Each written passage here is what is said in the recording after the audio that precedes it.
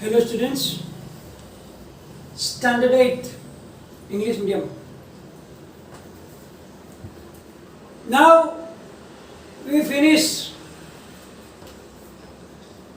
almost 6 chapters. So now I think you need some revision of the previous chapters because maybe there can be exams. So you have to practice the previous chapters also. So now I want to start the revision of the previous chapters so that if you forgot that thing, you are not in contact with it, then you can again come into the real line. So let us start with the revision of chapter number 1, that is the rational numbers. Now, in the previous standards we already learned about the natural numbers, whole numbers and integers. The counting numbers 1, 2, 3, 4 up to infinity, they are the integers. There are infinitely many integers. And 1 is the smallest one, but we can't get the largest natural number because they are infinitely many. Now with the natural numbers, we combine 0 also, add 0 in that collection. Then the whole collection starting from 0, 1, 2, 3 and so on. Then it becomes whole numbers. So 0 is the smallest one, smallest whole number, but we can't get the largest. Then integers. Now the whole numbers along with the negative numbers. Negative numbers means the opposite of the 1, 2, 3, 4, which are minus 1, minus 2, minus 3 and so on. Then the whole collection is known as integers.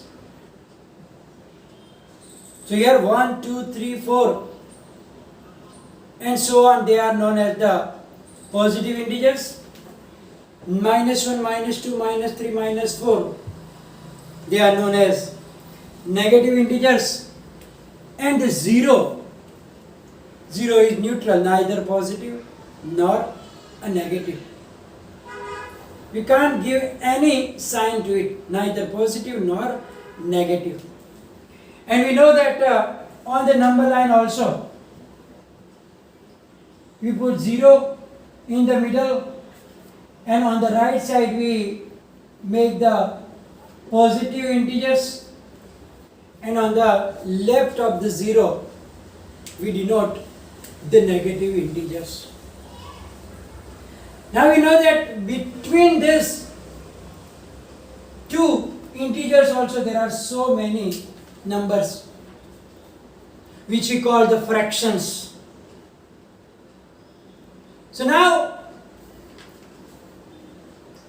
when we take that numbers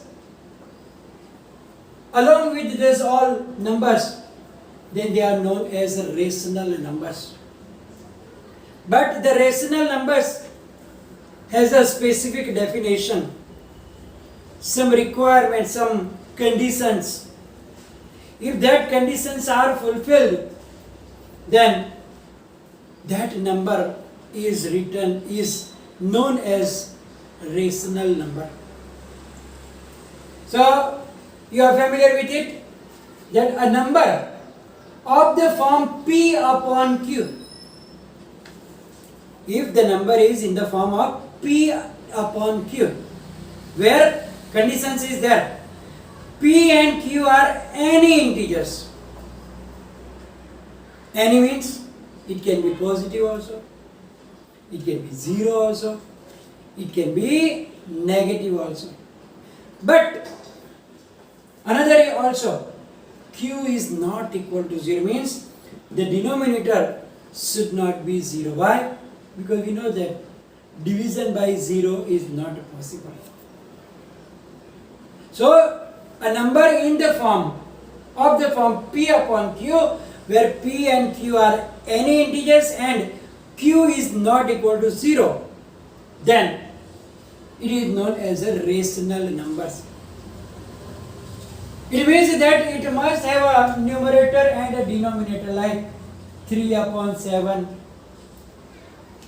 minus 9 upon 15,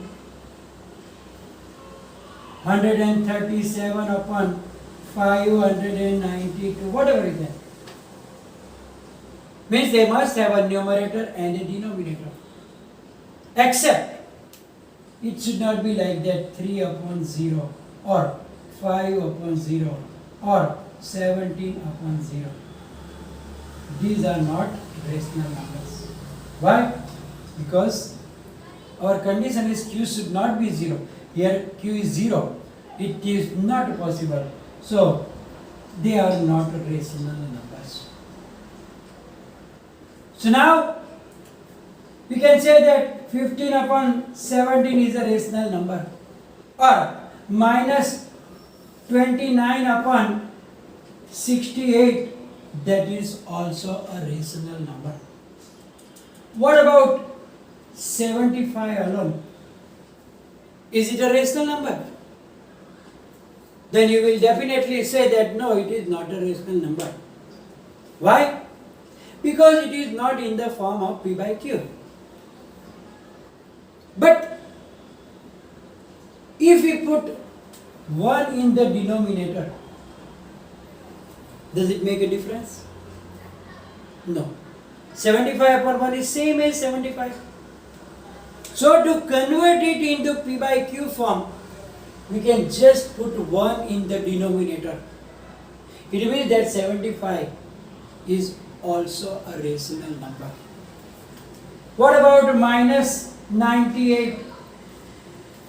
Same thing. We can write down minus 98 upon 1.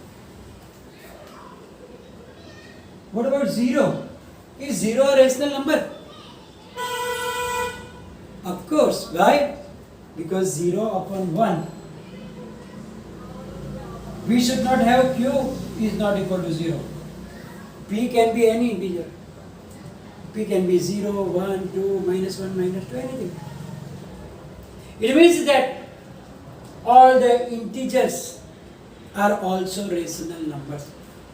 All the whole numbers, all the integers, all the natural numbers, all the fractions are rational numbers. So, you understand what are the rational numbers? So generally we think that only the fractions, 3 by 5, 9 by 8, 7 by 5, 13 upon 17, 19 upon 107 are only the rational numbers, because they only see that P by Q form. But as I told you that when the numbers does not have any denominator, then we can put 1 as the denominator, because it does not make a difference in the value. And therefore, all the integers are also the rational numbers. So, as I told you, they are also rational numbers. Now, some properties of rational numbers. So, there are some properties like closure property, associative property, distributive property, and so on. So, first of all, we are going to learn about the closure property. You already learned about the closure property for the whole numbers also and for integers also. Now here for rational numbers, we have to check the property of closure, means closure property. We have to check it for all the four basic operations, like for addition, for subtraction, for multiplication and for division. First, for addition. We learn about the addition of the rational numbers, addition of the fractions in the standard 7th also. Now we saw that the answers of that addition were again the rational numbers, means either they are fraction or they are whole numbers or they are integers, which are again the rational numbers. It means that rational numbers are closed under addition. So for addition I wrote down that rational numbers are closed under addition. So in general we can write down that for any two integers for any two rational numbers a and b, if you take any two rational numbers, say a and b, and you add them, means a plus b, then a plus b is also again a rational numbers. So means that if you take any two rational numbers, doesn't matter is positive or negative or zero, but when you add two rational numbers, then the answer is also again a rational number. So that is the closure property. Here I wrote down the example also that minus 2 upon 5 is a rational number. 3 upon 5 is also a rational number. When you add them, minus 2 upon 5 plus 3 upon 5 is 1 upon 5. And that 1 upon 5 is again a rational number. So by this way, if you take any two rational numbers and you add them, the answer will be again a rational number. So now for the subtraction, we learn about the subtraction also, that when we have the subtraction of the rational numbers, fractions, then answer come again as a rational number only. So we can say that the rational numbers are closed under subtraction also. So rational numbers are closed under subtraction. So in general, we can say that for any two rational numbers a and b, we take any two rational numbers, say a and the other as b, then the subtraction means the difference a minus b, the answer of a minus b will again a rational number. That is called the closure property. So we can say that rational numbers are closed under subtraction also. Example are, you can take any, I take one, that minus 7 upon 3 is a rational number. 9 upon 3 is also a rational number. And when we subtract them, minus 7 upon 3 minus 9 upon 3, then answer is minus 16 upon 3. And that minus 16 upon 3 is also a rational number. So we can say that rational numbers are closed under subtraction. So we talked about two operations, addition and subtraction. And we saw that rational numbers are closed under addition also and under subtraction also. Now let us talk about multiplication. Here we can see that when we multiply any two integers or any two whole numbers, we already know about it.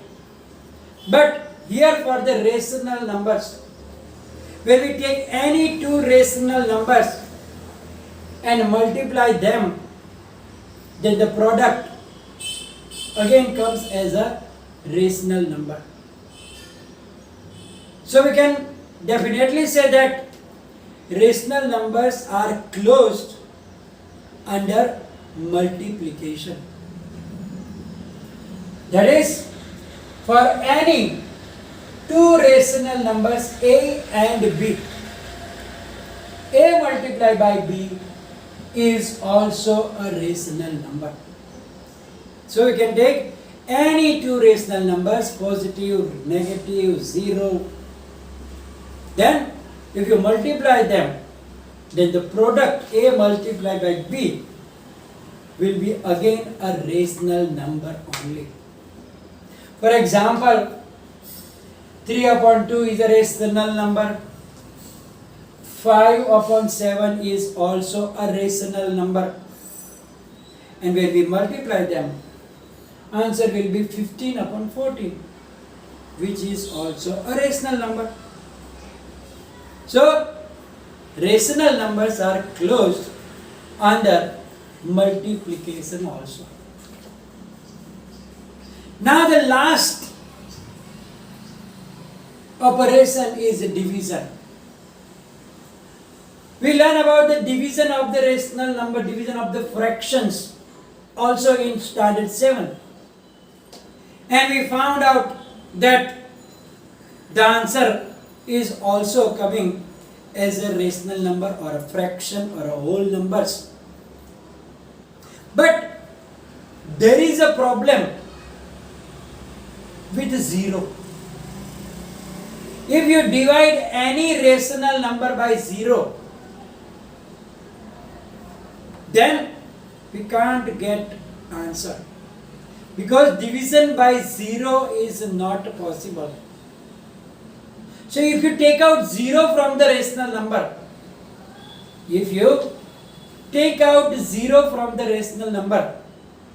then all the rational numbers are closed under the division. It means that if you exclude the 0, if 0 is there, then you know that any number divided by 0 is not possible. And therefore, if you take 0, then the rational numbers are not closed under division. But as I wrote down, rational numbers are closed under division only if 0 is excluded. Because 0, we cannot divide any number by 0. So A divided by 0 is not rational number. But others like minus 3 by 5 divided by 5 by 4 or any other you can take to rational numbers except 0, then the rational numbers are closed under division also. So we learned today the property of closure property, in which they are closed for addition, they are closed under subtraction, they are closed under multiplication also, and for division there is only one problem, is 0. And if you exclude 0 from the collection of rational numbers, then they are closed. Otherwise, closure property does not hold for all of them. So you have to exclude 0 so that it can be the closure property will be have. So here we are going to finish the today's session. Next session we will learn about other properties. It will be followed in the PDF file. Thank you very much.